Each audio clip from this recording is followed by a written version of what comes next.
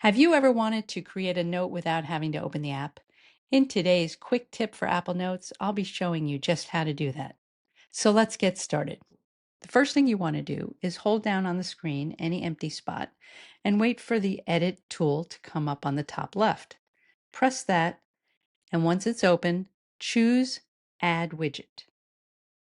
Where it says Search Widgets, we're going to search for Notes.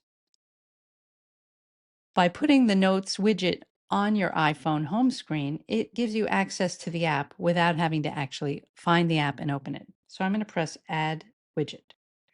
Once I'm done, I can resize it if I want, or I can keep it the way it is, and I can press Done.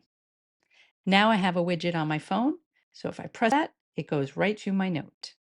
Here's a bonus tip for you. Maybe you want your note to be accessible from your lock screen, so you don't even have to unlock your phone. Let me show you how to do that quickly. Here I am on my lock screen. I'm going to press anywhere on the lock screen, and it will go into the Customize function. I'll press Customize. I'll press Lock Screen.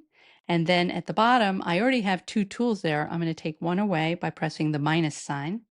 Then I'm going to go ahead and add notes, pressing the plus sign, typing in the word note, choosing Quick Note, and I see Quick Note is there.